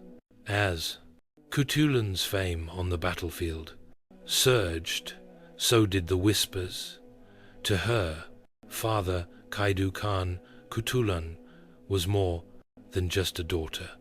She was his right hand, his most trusted general, and, according to some sources, his preferred successor. While her brothers bickered and schemed, Khutulun remained unwavering in her loyalty. She was bold, strategic, and brutally effective. In a world where trust could mean life or death, Kaidu had no doubts about her. But the rest of the Mongol aristocracy wasn't as confident. The idea of a woman inheriting power, let alone ruling an entire khanate, was enough to send shockwaves through the traditionalist ranks. Sure, Mongol women had historically enjoyed more freedom than their counterparts in other parts of the medieval world. They could own property, advise on politics, even ride into war. But to rule outright, that was a different story. As Kaidu's health began to decline, the issue of succession became urgent. Khutulun remained his obvious choice in terms of loyalty and merit, but politics doesn't always reward merit. Her brothers, cousins, and various Mongol nobles saw an opportunity to block her rise, and they began to act. Some spread rumors that her relationship with Kaidu was inappropriate, crossing lines of familial closeness. Others accused her of using sorcery or feminine manipulation to win influence. These weren't just idle gossip, they were calculated attacks meant to discredit her in the eyes of the tribal councils. But Khutulun didn't back down. She continued to appear at Kaidu's side during military councils. She commanded troops with the same unshakable confidence. Her power was visible, undeniable, and yet it wasn't enough. Even her father began to sense the political storm brewing. Despite his unwavering support, he could see that naming her as heir might divide the Kate, or worse, spark a civil war after his death. Mongol rule depended on strength and unity. A disputed succession could unravel everything he had built. In the Du's end, Kaidu never officially named Khutulun his successor, not because she was unworthy, but because her worth made her dangerous to those clinging to an old world. She had fought harder, led better, and remained more loyal than any man around her. And still, the throne stayed just out of reach for now. For years, Khutulun had stood firm. She would only marry the man who could defeat her in wrestling. None had succeeded, and with every broken suitor sent home horseless, her legend grew, along with the pressure to abandon her vow. Kaidu's tolerance had limits. While he respected her independence and military skill, he was still a father, and more importantly, a Khan with political obligations. The Mongol world was built on strategic marriages, and Kaidu needed alliances to strengthen his hold against Kublai Khan and rival tribes. Having an unmarried daughter, even one as formidable as Khutulun, left a glaring opportunity untapped. Eventually, the tension became too great to ignore. Kaidu, under pressure from his advisors and other noble houses, reportedly urged Khutulun to reconsider her terms. The political climate was shifting. Her victories on the battlefield, while impressive, were no longer enough to shield her from internal expectations. And so, reluctantly, Khutulun married. The identity of her husband remains shrouded in mystery. Some sources say he was a man accused of plotting against Kaidu, and the marriage was her way of demonstrating loyalty to her father, choosing to wed the accused man herself to prove his innocence. Others claimed the man was selected for political reasons, someone deemed worthy by the tribal council, even if he hadn't bested her in sport. What is certain, however, is that Khutulun did not marry for love, and she did not marry on her own terms. Her wrestling challenge disappeared. Her resistance, at least publicly, had ended. But if her opponents expected her to fade quietly into domestic life, they were sorely mistaken. Even after marriage, Khutulun continued to command troops. She still rode into battle. She maintained her position at her father's side until his final days. The title of wife changed little about her role in the political and military affairs of the Chagatai Kate. Still, her marriage marked the beginning of a shift. The legend of the unconquered warrior princess had met the Krivistev, realities of dynastic politics.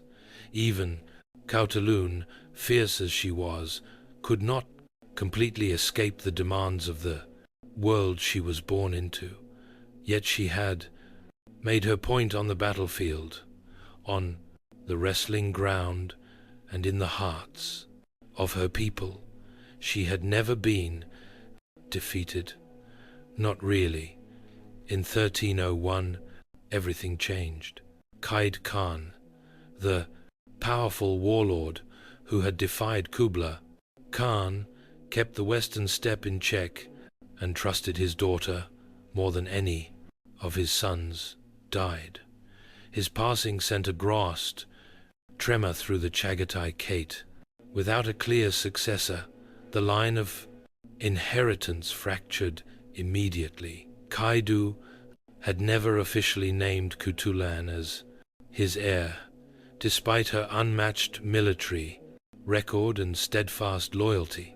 Whether he feared political backlash or believed the nobles would never accept a woman, he left the throne open, and the wolves descended.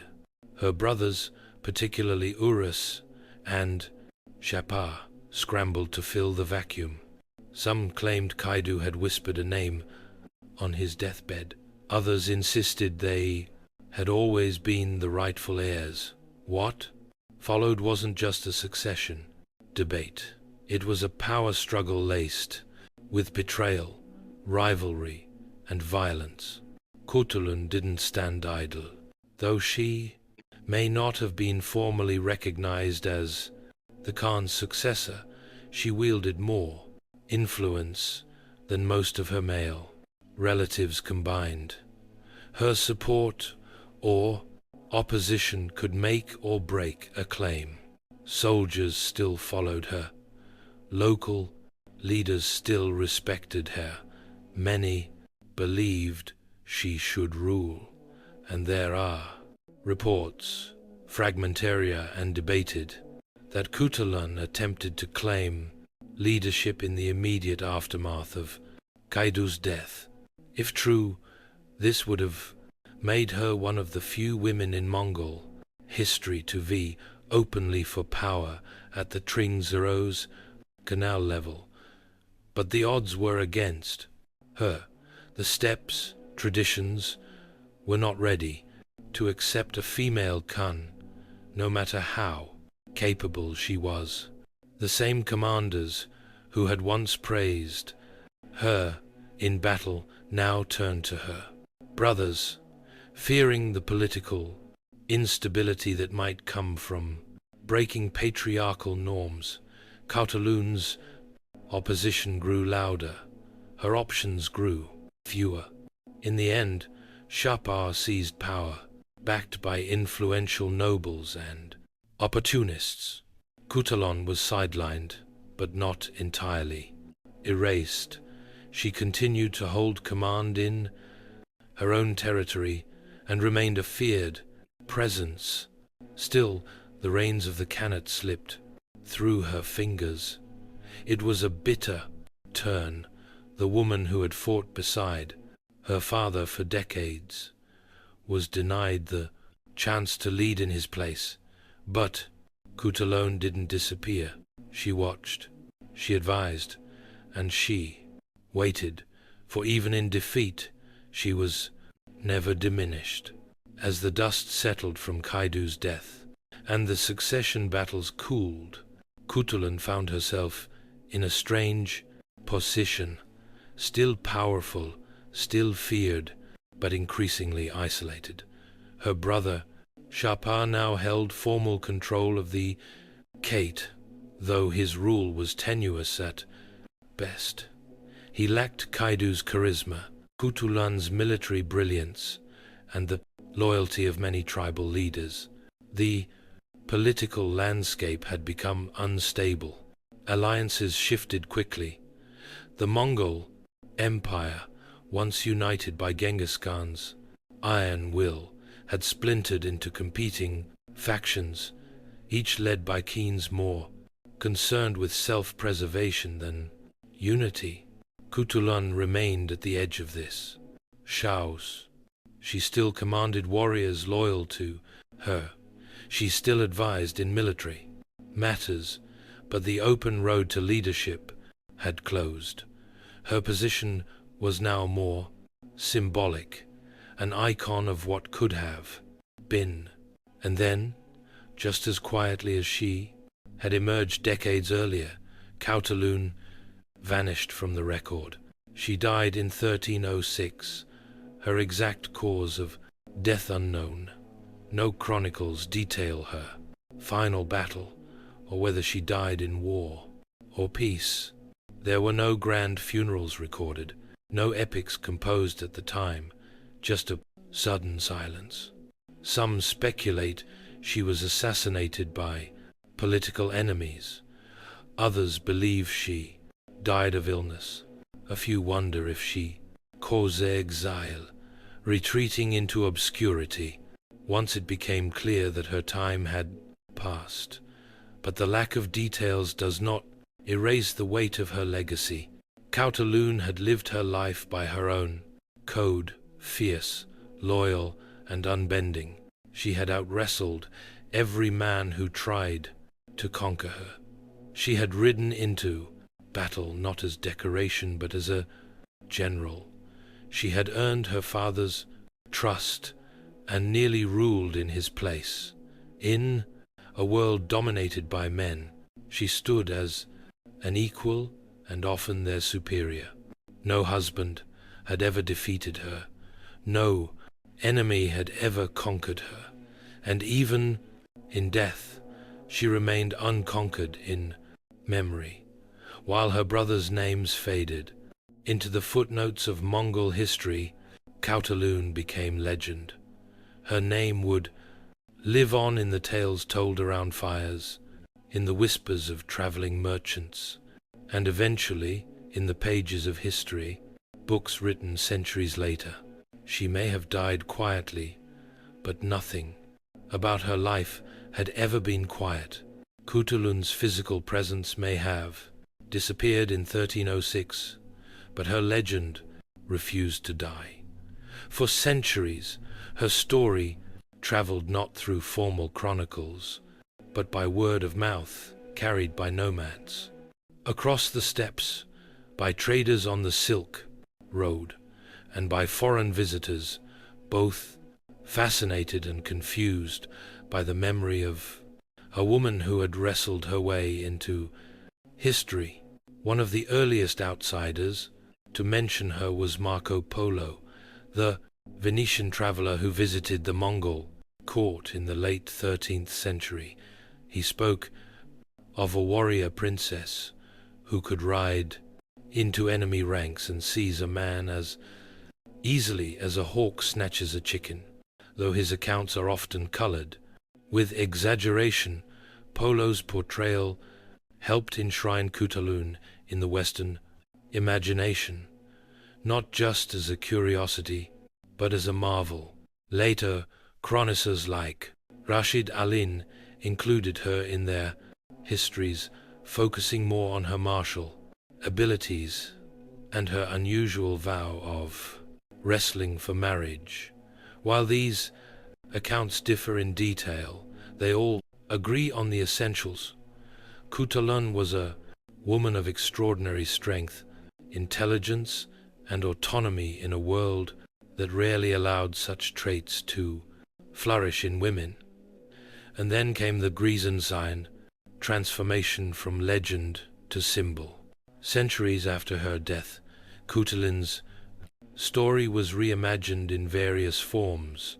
In the 18th century, her life inspired a French opera titled Turandot, though with a heavy European twist. In this version, Khutulun becomes the icy Chinese princess who refuses to marry any man unless he can solve her riddles. Those who fail are executed. The bloodthirsty tone has little to do with the historical Khutulun, but it shows how powerful her legend had become. So powerful that it could be reshaped, absorbed, and misrepresented across cultures. The most famous adaptation, of course, came in the 20th century with Puccini's Opera Turandot. Audiences around the world heard Khutulun's story without ever hearing her name. The woman behind the myth was lost in translation, but not erased.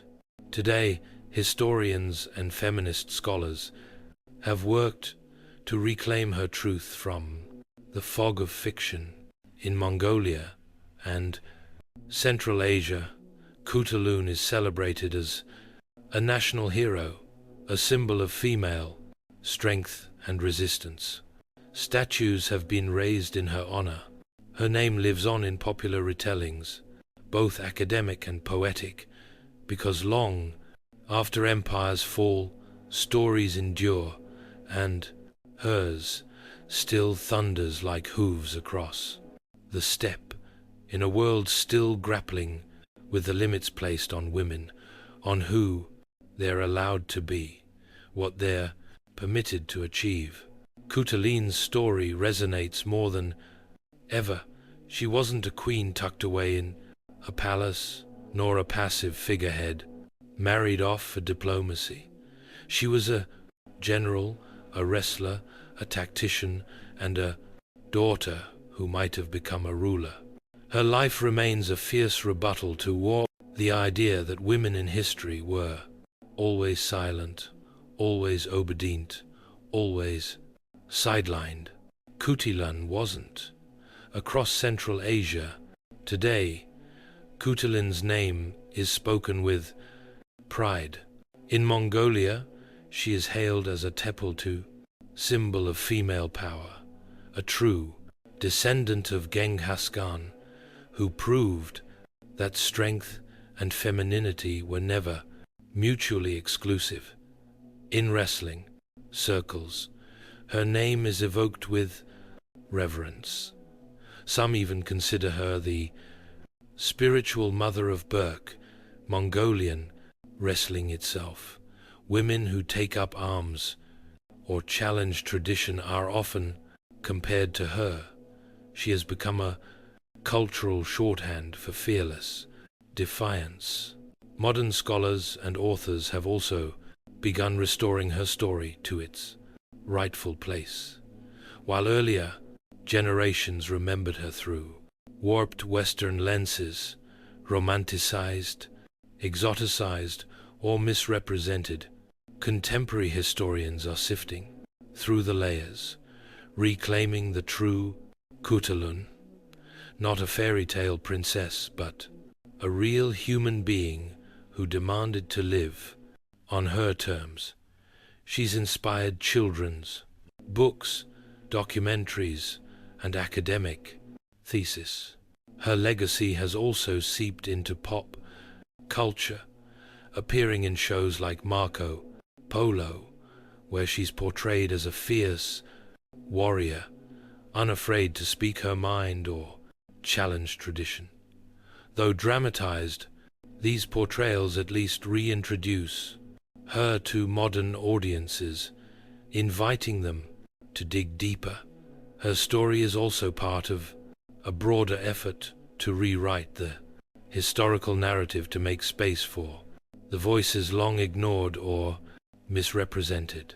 Khutulun isn't just a historical footnote. She's a chapter that was almost erased, now rediscovered, and perhaps that's her greatest victory. She lived in an era where power was measured in strength, loyalty, and legacy, and she mastered all three. No man ever conquered her in sport, no army ever crushed her in war, and no culture, no empire, no time period could silence her completely. Khutulun lives on as legend, as symbol, and as proof that sometimes the fiercest warrior wears a braid, not a crown. Imagine a world without hospitals, surgical theaters, or even a fixed address. Now imagine thriving in it. For the nomadic peoples of the Eurasian steppe, from the Sayans and Smaitians to the Turks and Mongols, this wasn't a temporary state. It was a way of life, always on the move, chasing, grazing, pastures, and evading enemies. They had no luxury for stationary institutions, and yet they developed a remarkably effective system of medicine, fluid, adaptive, and as mobile as the people it served. Nomadic medicine wasn't centered around buildings or bureaucracy. It was carried on horseback, stored in saddle bags, and passed down through spoken word, observation, and spiritual ritual. There were no clinics, no white coats. The healer came to you, or sometimes rode beside you into battle. This was to medicine, born out of necessity and honed by generations of intimate observation of the land, animals, and people. Nomads treated wounds in the field under the open sky. They cured infections in felt tents. They delivered babies miles from the nearest settlement. Their methods may seem simple to modern eyes, but they were anything but primitive. Theirs was a holistic approach. Healing was not just about treating a physical symptom. It was about restoring balance between body, soul, and spirit. Illness was often seen as the result of disharmony with the natural world, with one's ancestors, or with unseen spirits. And so, medicine among the steppe peoples was never just a science. It was also deeply spiritual. Knowledge came not from books, but from lived experience. The role of healer often fell to shamans, elders, or those with an ares, inherited calling. They memorized plant lore, knew how to reduce fevers with goat's milk or willow bark, and could set a broken bone using leather straps and smooth river stones. But they also spoke to spirits, performed purification rituals, and interpreted dreams. Nomadic medicine was shaped by resilience. You couldn't wait for a specialist. You had to know how to act quickly and wisely. Every rider, every mother, every elder was expected to know something about health because survival depended on it. In a world that moved with the wind and lived on horseback, medicine had to keep up, and somehow it did. In the world of nomadic medicine, the most powerful healer wasn't a doctor in a white coat. It was the shaman. Shamans held a unique place in steppe societies. They were part healer, part priest, part psychologist, and part performer, often chosen through visions, dreams, or signs of spiritual sensitivity. Shamans were believed to walk between worlds, the physical and the spiritual, the living and the dead, the seen and the dead, unseen. To a nomadic community, illness wasn't just a biological problem. It could be the result of offending a spirit, angering an ancestor, or being struck by the malevolent gaze of an evil eye. Physical symptoms were interpreted through a spiritual lens. That's where the shaman came in. When someone fell ill, especially with no clear injury or explanation, the shaman was summoned. Dressed in elaborate robes made of fur, feathers, bones, and bells, they would enter a trance, sometimes with the help of rhythmic drumming, chanting, or inhaling smoke from sacred herbs. In this altered state, the shaman would attempt to communicate with spirits to find the source of the illness. Healing rituals might involve drawing illness out of the body with the help of talismans or feathers, chanting protective spells, or using sacred objects like mirrors to reflect spiritual harm.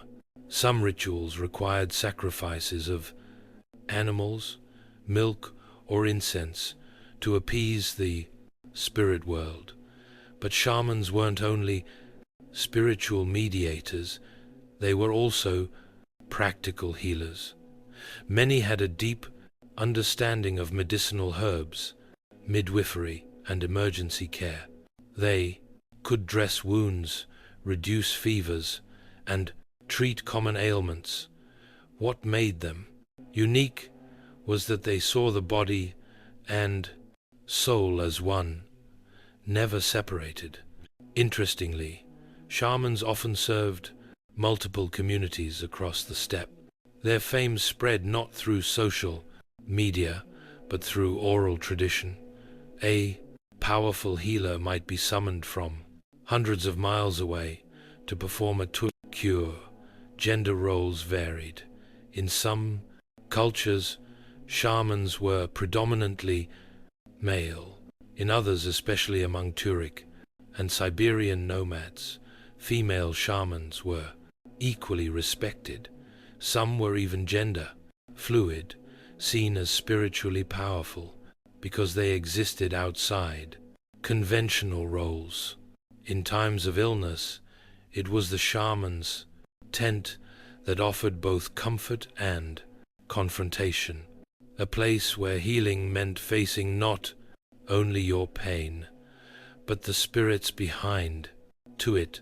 To the nomads, health was not just about survival. It was about balance with the world you rode through and the worlds you couldn't see. With no apothecaries or stock pharmacies, nomadic healers relied on what the land offered, and the steppe offered more than you'd think.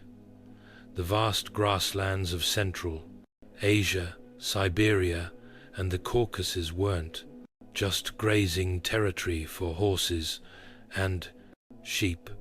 They were medicine cabinets, plants, minerals, animal parts. Every natural element was fair game for healing. Knowledge of these remedies was passed down orally, generation to generation, often guarded by elders, midwives, and shamans. Take the yarrow plant, for example, common across Eurasia. It was crushed into a pus to stop bleeding. Willow bark, which contains salicin, the compound from which aspirin is derived, was brewed into tea to treat fevers and inflammation. Juniper berries were burned in ritual purification, but also brewed as a tonic for digestive issues and used to disinfect wounds. Garlic, wild onions, and fermented Mars milk, airag, were frequently used as immunity boosters. Herbal treatments weren't just about ingredients, they were about timing. Plants were gathered at specific times of year under specific moon phases, or after particular rituals. Some herbs were dried and stored in leather pouches. Others had to be used fresh. The preparation was just as important as the plant itself. Animal-based medicine also had its place. Yak or sheep fat was used to treat frostbite. Bear bile and deer antler shavings were believed to boost vitality. Horse milk, rich in vitamin C, was not only a daily drink, but also a common remedy for weakness, fatigue, and even depression. And then there were stones and minerals. Powdered limestone was sometimes applied to wounds to dry them out. Sulfur was burned to cleanse sick tents. Salt was essential, not only for preservation, but for purging and disinfecting. What's striking about nomadic pharmacology is its holistic nature. Remedies were rarely administered alone. A tea came with a prayer. A wound was treated while a charm was tied around the wrist. Physical and spiritual healing went hand in hand. Healers knew their environments intimately. They could look at a patch of wild flowers and tell you which were safe to eat, which could calm a cough, and which would kill a man by morning. That knowledge wasn't written down. It was lived. And if you wanted to survive the open steppe, you didn't just need a sword.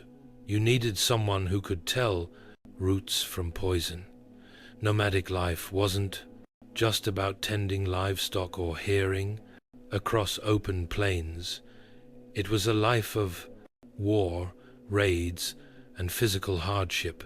And when bones cracked or blood flowed, healing had to be swift, smart, and mobile.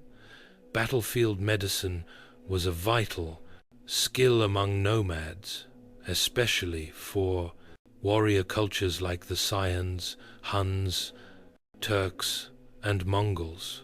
In these societies, everyone knew how to ride and fight, and that meant injuries were common, from broken ribs to deep lacerations. Nomadic healers had to act fast, often with nothing more than a saddlebag of tools and a sharp mind. Bone setting was one of the most valued healing arts. Dislocations, fractures, and joint injuries were treated using surprisingly advanced techniques. Healers used animal sinew or strips of rawhide as makeshift splints. Smooth stones or carved bone braces kept limbs immobile. Dislocated joints were popped back into place with controlled leverage, a skill that was part art, part brute force. Wounds were cleaned using boiled water, alcohol from fermented milk, or infused herbal tonics. Cauterization was commonly practiced, heating a metal tool in fire and pressing it to a wound to stop bleeding and prevent infection. Painful, yes, but effective. It meant the difference between life and death in an age before antibiotics. Suturing techniques also existed. Horsehair or sheep gut could be used as thread, and bone needles were common. Wounds were stitched, then sealed with natural resins or animal fat to protect them from dirt and bacteria. In serious cases, bloodletting was employed, not always out of superstition, but as a method to relieve swelling, bruising, or perceived imbalances in the body. Horns, blades, and even leeches were used depending on the tribe and the condition. Interestingly, battlefield surgery didn't only happen after a fight, it often took place during it. Some shamans or senior warriors carried small kits to dress wounds mid-battle. Quick thinking and crude field dressings kept soldiers fighting longer and helped prevent infection from setting in early. Even dentistry wasn't ignored. Cracked or rotting teeth were pulled using iron tools. For toothaches, they applied a blind phlegm paste made of clove oil, ground bone, and wild herbs directly to the gum. Nomads couldn't afford long recovery times. Their medicine had to be portable, fast, and effective. It wasn't pretty, but it worked. And when you live in a world where danger gallops just over the next hill, that's all that mattered. Among nomadic peoples, the birth of a child was both a blessing and a battlefield. Without permanent shelters, maternity, wards, or trained obstetricians, childbirth on the steppe was a dangerous, yet sacred event, handled almost entirely by women using a mix of experience, herbal knowledge, spiritual, ritual, and sheer resilience. Midwives were central to this world. They weren't formally trained, but they carried generations of knowledge passed down through observation and oral tradition. These women knew how to position a baby, how to sew a mother in labor, and how to act fast when things went wrong.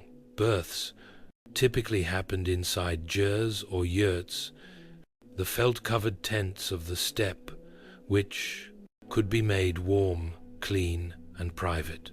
The mother would squat, stand, or lean against another woman during delivery, positions that use gravity to assist the birth and minimize prolonged labor.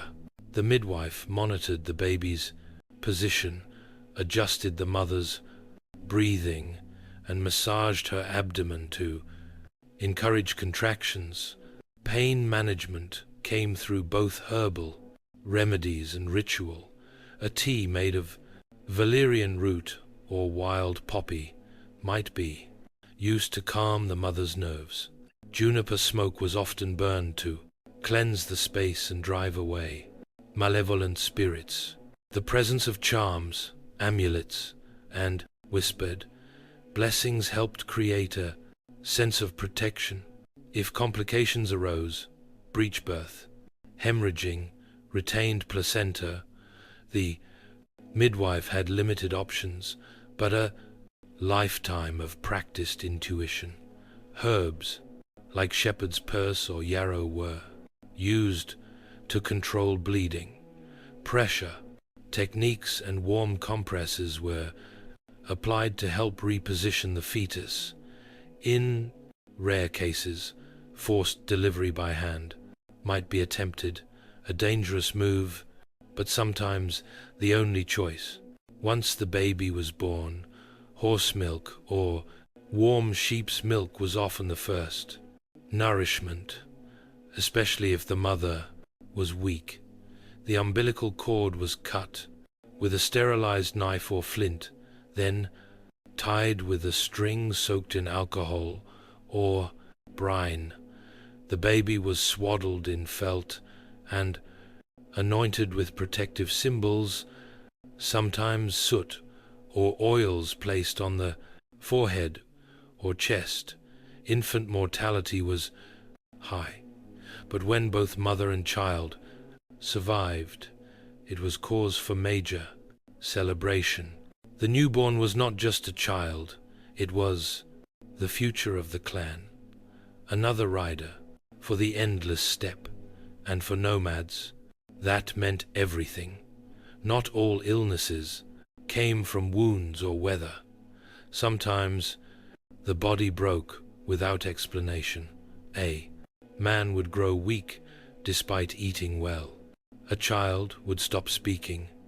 A warrior would suffer nightmares and refuse to ride. These were not just illnesses, they were signs of a spirit sickness. For the nomads of the steppe, the invisible was just as real as the reed blank visible. They believed that spiritual imbalance, curses, or offended ancestors could manifest as disease. This wasn't superstition, it was an integrated part of their worldview, where health depended on harmony between the physical and the spiritual. When someone fell mysteriously ill, they didn't always call the midwife or the bone setter. They called the shaman. The shaman would examine the symptoms, not just physical ones, but emotional and behavioral changes. Was the patient talking to unseen things? Had they become withdrawn? Were they unusually angry or too afraid? These were signs that the illness came from another world. Diagnosis involved ritual. The shaman might burn herbs like mugwort or juniper, chant to the ancestors, or use objects like bones, mirrors, or drums to read the spirit world. The illness could be caused by a wandering soul, an angry ancestor, or a demonic force. Sometimes it was said that the person's soul had left the body and become lost. To heal, the shaman performed soul retrieval rituals. These were dramatic events. The shaman might don elaborate costumes, mimic the behavior of animals, or speak in strange voices. All of this was intended to draw the spirit's attention, negotiate its return, or chase away harmful forces. Talismans were placed under pillows. Protective tattoos were drawn. Salt circles were laid around the yurt. Some shamans used animal sacrifices, offering the blood of a lamb or goat to appease the spirit realm. For more common spiritual afflictions, like nightmares, infertility, or melancholy, smaller rituals were held. Dreamcatcher-like charms made of bones, feathers, and thread were hung over sleeping areas. Special songs were sung. Milk or vodka was poured as an offering to the spirits.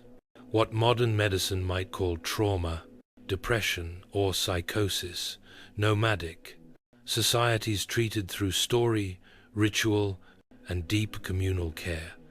The illness was not just yours, it affected the tribe, and healing meant bringing the whole world back into balance. In the absence of medical schools or written manuals, how did nomadic societies preserve and pass down medical knowledge? The answer: collective memory. Nomadic medicine was not centralized in universities or locked away in elite circles. It lived in the mouths of elders, in the hands of mothers, and in the practices of every rider, hunter, and healer. It was communal, taught through demonstration, remembered through story, and refined through lived experience on the open steppe. Children grew up watching injuries, treated after horse falls, or fevers, soothed with herbal steam. By the time they reached adulthood, they knew the basics: how to stop bleeding with moss, how to prepare a root tea for stomach cramps, how to recognize the signs of a spiritual affliction. Knowledge wasn't given through formal lessons. It was embedded in daily life. Elders played a crucial role. Grandmothers especially were often walking encyclopedias of medicinal knowledge. They knew which plants to gather in spring, how to prepare a pus for swollen joints, or how to ease childbirth pains with rhythmic chanting and breath control. Many acted as informal doctors within the clan, treating ailments while telling stories that carried layers of coded advice and health wisdom. Shamans trained apprentices, not through classrooms but through mentorship. A chosen pupil might spend years learning how to interpret dreams, prepare ritual tools, or enter trance states safely. The training was personal, intuitive, and deeply spiritual. There were no exams, but failure could mean disaster for both patient and healer. The communal nature of knowledge also meant that nomadic medicine could adapt. If a new herb was discovered while migrating to unfamiliar lands, its effects were tested, documented orally, and shared. A new treatment might be tried on a sick animal before a human. If it worked, it became part of the tribe's living knowledge. This oral tradition had its vulnerabilities. Disease outbreaks could wipe out entire family lines and their medicinal wisdom with them, but it also had its strengths. It was flexible, dynamic, and resilient. It could travel with the tribe, change with the seasons, and adapt to new threats. In a world where everything moved, the one constant was memory, not written in books, but in the rhythm of everyday life. A knowledge passed not by pen, but by firelight, sweat, and story. For nomadic societies, animals weren't just companions or commodities. They were lifelines. Horses, sheep, yaks, goats, and camels formed the backbone of steppe economies, culture, and even spiritual life. So, naturally, caring for animal health was just as critical as healing human wounds, sometimes more so. Animal medicine was a highly developed parallel system, often overseen by the same people who treated human ailments. In fact, the line between veterinary and human medicine was blurred. If something could heal a sick goat, it might work for a person, and vice versa.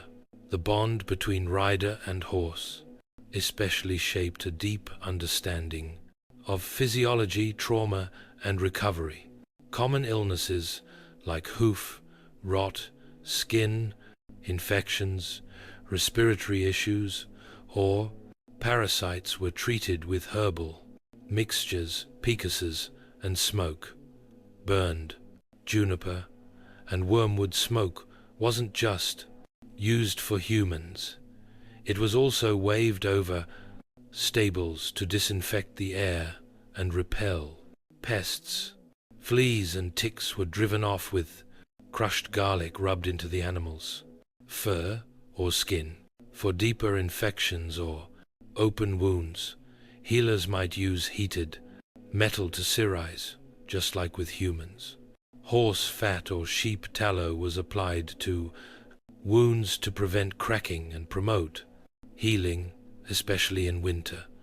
Broken bones in animals were rare, but not impossible, and were treated with wooden braces and tightly wrapped leather bindings, followed by enforced rest. The animal might be hobbled or kept close to camp while it healed. Colic in horses, a potentially fatal condition, was treated with massaging, herbal tonics, and in some cases forced walking to restart the digestive system. For milk animals, mastitis, a breast infection, was known and treated with warm compresses and constant milking to relieve pressure. What's remarkable is that these treatments were learned without books, lab testing, or diagnostics. They came from generational observation and close living with animals. A nomadic herder could look at a camel's gait and know something was wrong. A grandmother could hear the tone of a sheep's bleat and recognize fever. The spiritual dimension was never far off either. Animals were believed to be affected by spirits just like people.